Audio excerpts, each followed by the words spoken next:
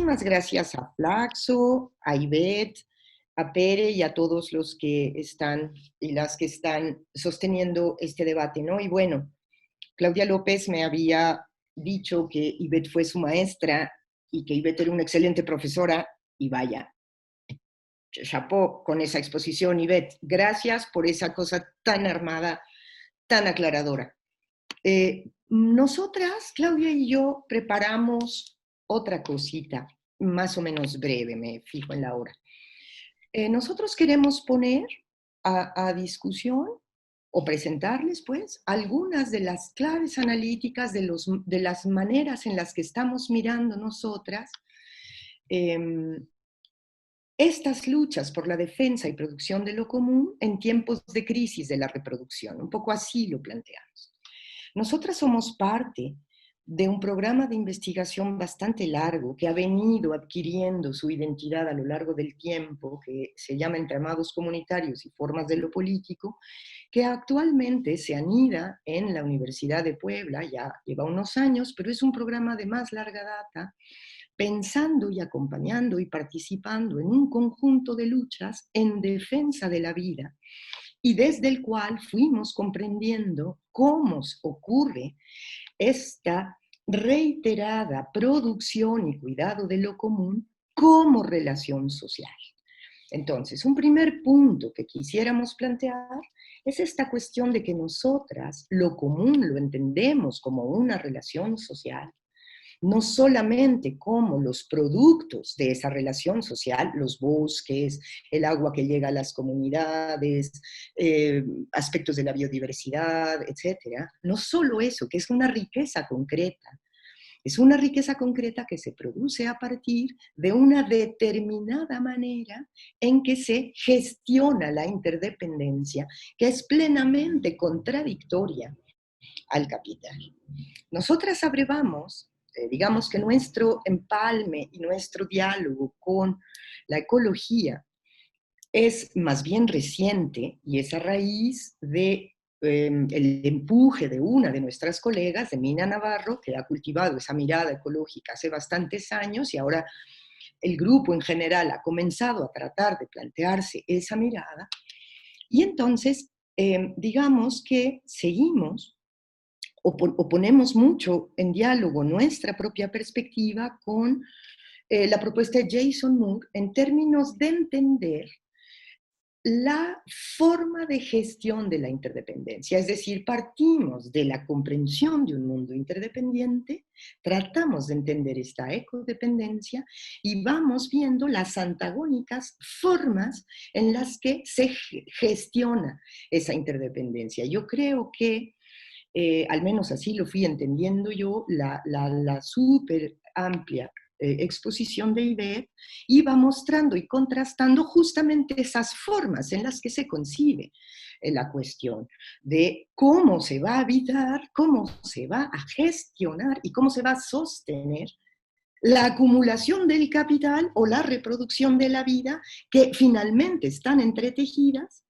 pero son contradictorias, están desgarradas. Esa es la manera, digamos, en la que miramos nosotras.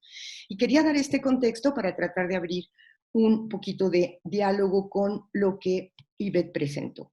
Entonces, paso a exponer las láminas que me tocan a mí, y nosotras partimos, o sea, cómo nos ha costado mucho trabajo organizar de una manera satisfactoria bueno, para el conjunto de miradas que hemos trabajado hace años, cómo organizar la comprensión de lo que acontece. Y esa forma, digamos, sintética la encontramos hace unos 2 o 3 años en una discusión básicamente en Bolivia, donde encontramos un modo de decir cómo queremos entrarle al asunto. Y nuestra clave de reflexión es pensar que entra en crisis un modo de expropiar nuestra fuerza colectiva, nuestra capacidad creativa, cultivada en innumerables y heterogéneas prácticas de producción de lo común, que generan y empujan horizontes políticos y habilitan y disputan lo existente. Es una frase bastante complicada porque trata de ser una frase sintética.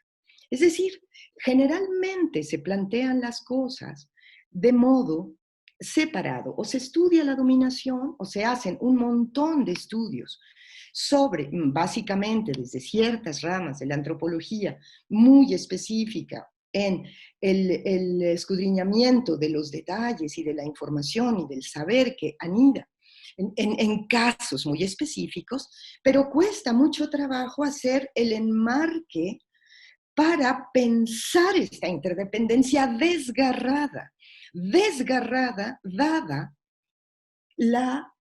el capital, insisto con Jason Moore, el capital como relación social, como una forma de organizar la naturaleza también en disputa con otras.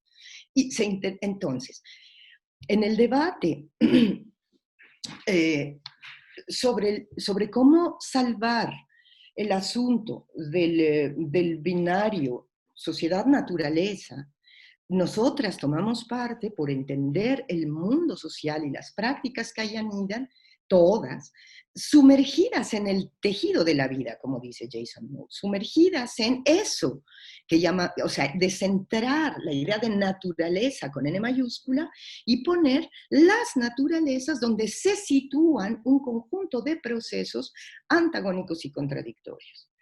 Entonces, sentimos que el momento actual, y el momento actual, bueno, pensamos sobre todo pues la crisis esta sanitaria, económica, política, acarreada por esto que es el coronavirus y la COVID-19, etcétera, pero que nosotros entendemos eso como una verdadera entrada en crisis de un modo depredador de destruir condiciones de equilibrio para garantizar mayor expropiación, mayor explotación, etc. Y dentro de eso estudiamos siempre esta fuerza colectiva, esta fuerza creativa cultivada en las prácticas de producción de lo común, que tienen sentido, que generan sentido, que abren posibilidades. Bueno, entonces, pues esto ya está, que estaba diciendo, seguimos el curso de las luchas cotidianas y desplegadas, ese es como nuestro escalpelo analítico, siempre es seguir la lucha, porque ahí en las luchas es donde vemos anudadas las tensiones y vemos lo barroco, lo contradictorio que a veces es la propia lucha, y indagamos en aquello que las hace posibles. ¿Cómo es posible una lucha? Es posible porque existe capacidad colectiva, porque existe algún tipo de fuente de fuerza colectiva. Es decir, es una cosa un poco simple, pero no es menor.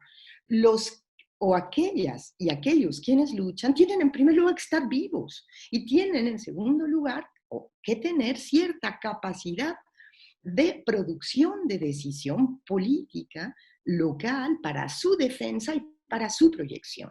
Eso es lo que a nosotros nos interesa ir estudiando todo el tiempo como, bueno, porque nos parece que allí hay algún tipo de posibilidad de esperanza, ¿no? Bueno, compartimos con la mirada ecofeminista, me encantó cómo presentó estas 4 vertientes, digamos. Yo creo que nosotras nos inscribiríamos parcialmente en las ilustradas críticas y parcialmente en las constructivistas, digamos, aunque bueno, esta serie de distinciones podrían tener superposiciones también, porque sí ponemos en el centro la garantía de reproducción material simbólica de la vida colectiva. Esa es en lo que nos fijamos a la hora de desarrollar investigaciones. Pero además vemos y rastreamos las prácticas políticas igualmente muy heterogéneas que regulan las actividades que están organizadas localmente para garantizar la reproducción material, cómo se gestiona el agua, cómo se gestiona el bosque, cómo se cuida la semilla. Ahí vemos capacidad política. Ahí esas prácticas que a nuestro juicio o son comunitarias o son populares, entenderlas, pensarlas, digamos, enfatizar su calidad política, ver el alcance de lo que impugnan, poderlo conectar con otros, que lo van a hacer de otro modo distinto, pero que va a haber algún tipo de resonancia y de posibilidad de enlace en la impugnación que se hace a la otra forma de gestión de la interdependencia, que va a ser brutalmente destructiva, centrada en el crecimiento económico, como bien decía Ivette. Yo siento que crecimiento económico es una cosa nodal allí para la distinción. Pero nos fijamos en esto. Entonces, vemos este conjunto de luchas como constelaciones, trabajando mucho con la, pues digamos, hilo conceptual para poder pensar simultáneamente aquello que es singular, pero que es al mismo tiempo, o que puede el pensamiento tratar de vincular en una composición que tenga significado. Por eso usamos la palabra constelación, con Walter Benjamin, con Adorno, con Susan Bookmors, etc. Porque si no tenemos un problema para pensar las cosas que van pasando, que en el mainstream, como bien se decía, todo esto aparece como particulares, específicos, sin capacidad de resonancia entre sí, y se nos presenta como imprescindible la totalización del capital y del Estado. Y entonces son ellos los que hablan. Y todo lo demás parece puro fragmento. Y creemos que no es así. Creemos que hay una constelación que a veces emerge y se vislumbra mucho más, como en momentos, digamos, anteriores, se visibilizó la capacidad del movimiento indígena de impugnar cosas, como ahora se van mirando esta constelación de luchas feministas y de las mujeres en defensa de la vida, que no son iguales entre sí. Es que ahí hay un problema del orden del concepto. ¿Cómo entendemos su resonancia? ¿Cómo miramos esto como un flujo creativo y antagónico a lo que la va destruyendo y que lo pone en crisis? Entonces, estas constelaciones de luchas son las fuentes de horizontes comunitarios y populares que a nuestro juicio construyen caminos de emancipación locales, etc. Y ahí se abren otra gran cantidad de problemas políticos que no tocan en este momento, ¿no? Pero vamos, así viene más o menos nuestro argumento. Y entonces, para terminar y darle la palabra a Claudia, nosotras vemos o vamos rastreando siempre sobre esta cuestión de la producción de lo común, tenemos vertientes o vetas, ¿no? Así lo pensamos. Ya mencionaba yo, aprendimos y fuimos documentando y seguimos aprendiendo de estos movimientos luchas indígenas. En este arco temporal me da la impresión, porque en ese momento marcamos el 2010 porque en ese momento hay un cierre en los estados plurinacionales, digamos, como avance mayúsculo del movimiento. Y ahí hay un problema que ahora está otra vez de vuelta, pero en fin, ahí vamos. En las formas cotidianas de producción y sostén de lo comunitario y de gobiernos comunales. A ver, ¿por qué nos gusta pensarlo como gobiernos comunales? Las prácticas políticas locales que organizan la distribución del agua, que organizan el cuidado de los caminos, que organizan la limpieza del cementerio, que organizan el cuidado del bosque, etcétera, traman y tienen capacidad política porque gobiernan lo que lo que producen ellos mismos. Y insistimos en pensarlo como gobiernos comunales, sobre todo con nuestra compañera Gladys Zul, porque es muy difícil entender y reconocer la calidad política, obviamente política no liberal, política no plenamente moderna de este conjunto de prácticas. Pero si no lo reconocemos, entonces no vamos a verlo. Y entonces vamos a abdicar de la posibilidad de expandir modos de politización, de esta politicidad comunitaria práctica que regenera modos de regulación de la interdependencia.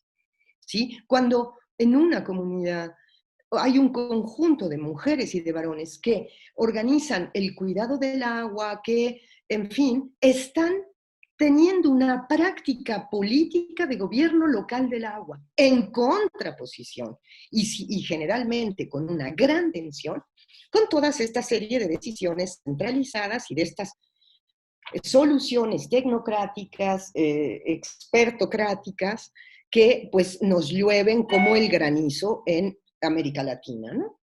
Bueno, nosotras seguimos también la constelación de luchas por lo común en condiciones de amenaza y despojo, que es otro gran ámbito, ¿no? Yo veía que Ivette ha trabajado cuestiones de luchas socioambientales. Nosotras en una temporada también pensábamos la cuestión de las luchas así como luchas socioambientales. Luego nos fuimos desplazando para tratarlas de pensar como luchas en defensa de lo común amenazado, justamente para poder constelar esos esfuerzos con otros y hacer lo que nos proponemos como, digamos, intención pues de nuestra política de investigación, que es el tendido de puentes. El tendido de puentes entre estas cosas que se presentan como fragmentos diferenciados, pero que en realidad, y vuelvo al uno, son expresiones de la crisis del modo de expropiar nuestra fuerza y capacidad colectiva, es decir, tratamos de entender la cosa de modo sintético, ¿no? El último de las vertientes sobre la producción de lo común que venimos rastreando, estudiando y aprendiendo de ellas, son las luchas de las mujeres en las tramas comunitarias y la manera como se revitaliza la clave antipatriarcal y surge, porque la clave antipatriarcal de esta amalgama del patriarcado capitalista y colonial que heredamos, en el que habitamos, está más trabajado. Pero lo que no es muy claro por un fenómeno de positivización, entendemos, en los feminismos y su diversidad, que es otra gama muy importante de temas a pensar, son estas claves antipatriarcales para la comprensión de los sucesos. ¿En qué vemos estas claves antipatriarcales? Entendemos, un poco con Gerda Lerner y con algunas otras de las feministas clásicas de los 70, la propia María Mies, la propia Leopoldina Fortunati, etc., la dinámica patriarcal como una dinámica expropiatoria, separadora y jerarquizadora. Entonces, entendemos estas luchas de las mujeres como luchas contra esas jerarquizaciones, como luchas que tratan de frenar esas expropiaciones y como luchas que tratan de medianamente reequilibrar lo que está separado, jerarquizado y puesto en condición de contraposición justamente por esa práctica patriarcal fundante que es organizar el pensamiento a partir de binarios excluyentes. Entonces, yo hasta aquí quedaría, digamos, en la presentación de nuestra propia mirada y le dejo la voz a Claudia para que avance sobre la última parte que organizamos, ¿no? Claudia, te toca. Buenos días, Pere, buenos días, Ivette. Muchas gracias por la invitación a participar en este espacio. También un saludo a todas las compañeras y compañeros que nos están escuchando y también un saludo a las otras compañeras con quienes estamos compartiendo pues el panel. Gracias a Raquel por toda la explicación y por esta entrada tan buena. Yo voy a centrarme un poco en profundizar el contenido antipatriarcal en la perspectiva de la producción de lo común, en la producción de lo común. Razi, ¿tú le puedes poner a la otra? Sí. Y voy a pensar ahí, sobre todo, reconociendo al menos dos torrentes diferenciados de luchas renovados de mujeres que, como decía Raquel, con las que estamos trabajando, estamos pues investigando y también teniendo un acercamiento y donde también nos hemos planteado un cierto tipo de alianzas, ¿no? Entonces vemos dos luchas, las luchas renovadas de las mujeres contra múltiples formas de despojo en diferentes regiones y territorios del área rural, que enuncian sobre todo esta clave que resuena bastante en varias de las luchas, que es la defensa de la vida, ¿no? Y por otro lado, el segundo torrente, un revitalizado como movimiento de diversas luchas feministas urbanas que en estos últimos 6 años aproximadamente han impulsado una clave como que súper importante, que es la lucha contra todas las violencias machistas, ¿no? Estos dos amplios conjuntos de luchas, tanto las de defensa de la vida y contra todas las violencias machistas, nosotras creemos que son distinguibles, pero no son ajenas, porque se van tejiendo entre sí, es decir, no sin contradicciones, sino generan un tipo de interseccionalidad feminista que pone en crisis sobre todo los marcos clasificatorios tradicionales o también la perspectiva clásica del género, como mencionaba, pues también lo que hace el mainstream en el que, de lo que presentaba Ivette, ¿no?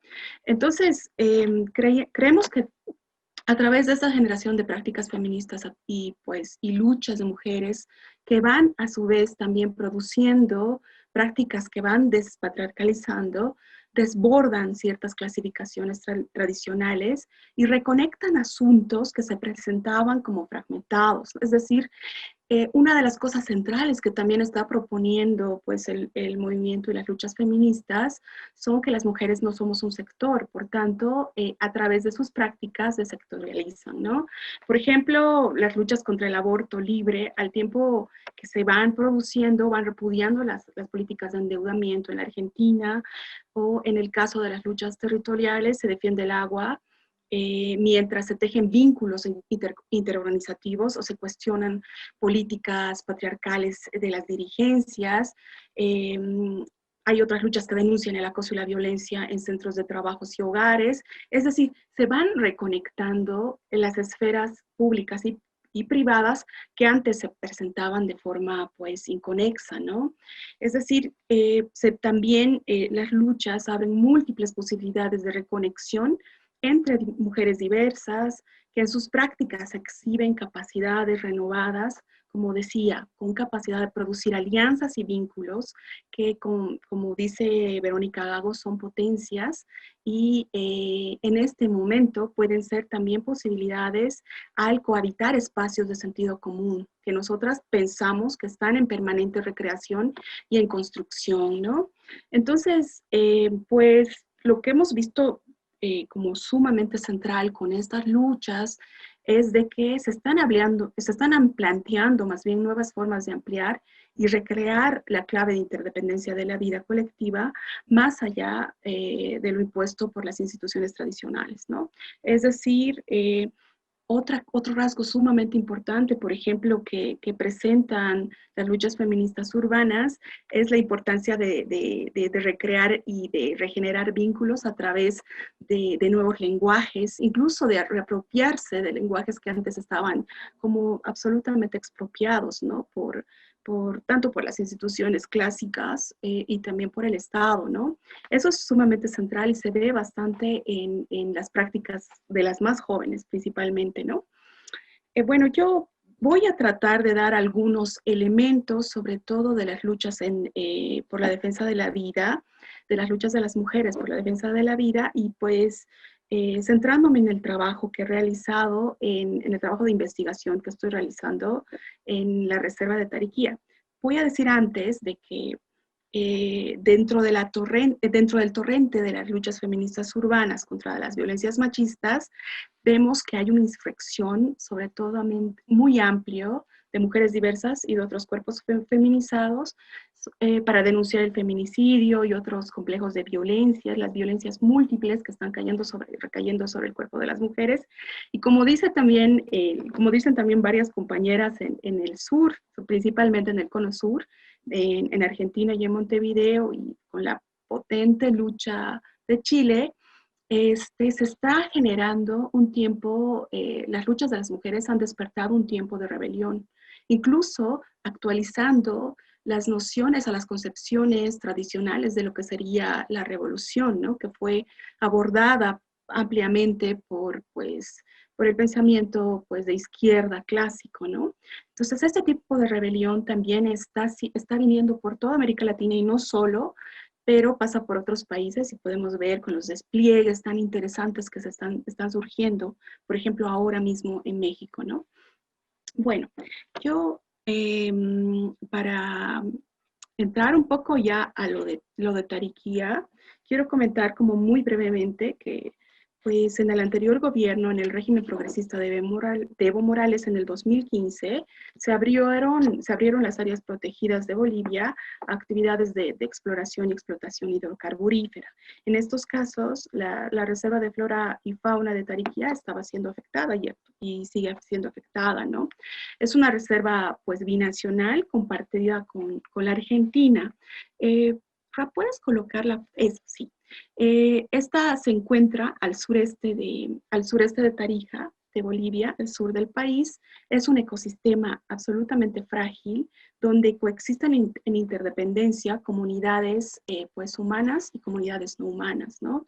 El vínculo de las comunidades humanas con lo natural o con la naturaleza es una característica sumamente importante que requiere ser requiere ser analizada, sobre todo en las otras 22 áreas protegidas que también en el contexto actual están siendo amenazadas y despojadas, ¿no?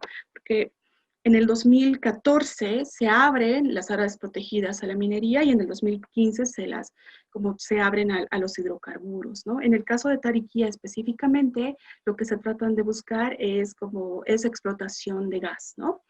Bueno, venía diciendo también que en Tariquía la importancia ecosistémica radica porque, y ahí se puede ver algo interesante en relación a la clave de interdependencia, porque pues la reserva es un ecosistema único porque regula el clima, ¿no? Y la humedad, el clima y la humedad, que son sumamente centrales, porque es un lugar de recarga hídrico que protege las fuentes de agua más importantes de toda la región. Es decir, si se produce la explotación petrolera en Tariquía, se van a cortar todas las capacidades, toda la humedad que viene para el resto del país, ¿no? Este territorio está concesionado, el Estado boliviano lo ha concesionado en un 55% al capital principalmente, pues, brasilero con Petrobras y con otras subsidiarias como Chaco. Algo importante de mencionar es que en esta reserva viven 10 comunidades campesinas y otras 13 en un área circundante conocida como zona de amortiguación, y que en general a través de políticas de conservación clásicas, la gente ha recreado también sus propias formas de conservación interdependiente con acciones de cuidado y resguardo principalmente del bosque. Bueno, algo importante para señalar sobre la lucha y cómo se va produciendo la lucha en en esta reserva y en este caso en específico, es una lucha comunitaria donde la organización es sindical, como decía Raquel en relación a la producción de lo común, la organización comunitaria garantiza el autogobierno, por lo tanto la gestión es comunitaria, ¿no? Y son comunidades de base, que se han opuesto y como se han opuesto a la entrada petrolera. Sin embargo, como al tener una organización absolutamente de base, están como atadas a espacios jerárquicos supracomunitarios que actualmente en la política boliviana tienen un lugar central, sobre todo por la relación tensa, ¿no? En el anterior gobierno, parte del corporativismo sindical campesino e indígena formaba parte del gobierno y ocupaba lugares estratégicos en el Estado. Por lo tanto, sentimos que en esos espacios, nosotras consideramos que en esos espacios el gobierno ha organizado varios y diferenciados pactos patriarcales con varones y con dirigencias que tenían un tipo de poder específico en instituciones para el ejercicio sobre todo de violento, o sea, de múltiples violencias contra las comunidades y contra todos los que se oponían, sobre todo, o se oponen actualmente al avance de proyectos extractivos, y en el caso de Tariquía, principalmente a muchas mujeres que están liderizando y que estaban en diferentes momentos de la lucha liderizando, pues, ¿no? La defensa, ¿no? Entonces, algo central, pues, de señalar, este es un caso específico de una lucha por lo común, donde las mujeres ocupan un lugar central en el acuerpamiento comunitario. Queremos decir que el acuerpamiento, no queremos decir que no es una lucha que solamente la realizan mujeres, sino es una lucha donde en el acuerpamiento están varones, niños, ancianos. Sin embargo, por su regeneración y su defensa, no queremos obviar que en esta lucha está protagonizada y auspiciada principalmente en gran parte por las mujeres, ¿no? También otra cosa importantísima de esta lucha es que está actualmente en proceso y ha mantenido momentos, en ciertos momentos, despliegues como en espacios públicos a través de movilizaciones, y ha aportado también y ha contribuido con la generación de sus propias lecturas sobre lo que significaría luchar, con una recreación cronológica, ¿no? De la lucha con hitos, donde se pueden ver ejercicios prácticos, donde las comunidades en la práctica de defender también realizan ejercicios de reapropiación de lo que se les está expropiando. Y eso ha sido a través también de que desde el inicio de la lucha las mujeres han fijado vetos que impulsan, digamos, la defensa. Es decir, en ese sentido, un veto coloca un límite a la avanzada petrolera, y las mujeres dentro de ese despliegue también se hacen cargo del mandato comunitario. El mandato comunitario que les dice a ellas, que les dice básicamente que tienen que mantener la defensa y detener la entrada de las petroleras, y lo han hecho así desde el 2015 hasta ahora, ¿no? Incluso con toda la crisis política que el año pasado ha surgido en Bolivia, lo que nosotras podemos evidenciar que básicamente los estados lo que hacen es mantener el mismo modelo de desarrollo, los mismos planes, pues, de expropiación y los mismos proyectos de explotación en la reserva, ¿no? Solo cambian de gobernantes, y eso lo tienen absolutamente claro también las comunidades.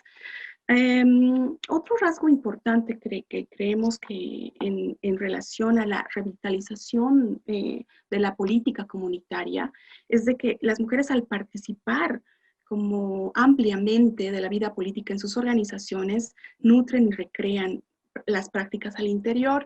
En este caso, al ser comunidades de base y tener sus sindicatos de base y afianzarse en las prácticas orgánicas a través de una dirigencia más acuerpada también en lo comunitario, pero con dirigentes mujeres, lo que hacen es como poner en crisis a esas estructuras supracomunitarias de la jerarquía sindical, al retar los mandatos de obediencia que tradicionalmente se nos imponen a todas las mujeres, ¿no? En este caso, yo quiero decir que las mujeres no solamente han ocupado cargos en la representación, sino también actualizan un tipo y proponen un tipo de autoridad femenina novedosa que cumple con el mandato comunitario de impedir la entrada, ¿no?, de petroleras al territorio. Entonces, eso yo creo que ha sido sumamente importante, y eso ha permitido también para nosotras como investigar e indagar lo que significaría una clave que ahorita le estamos dando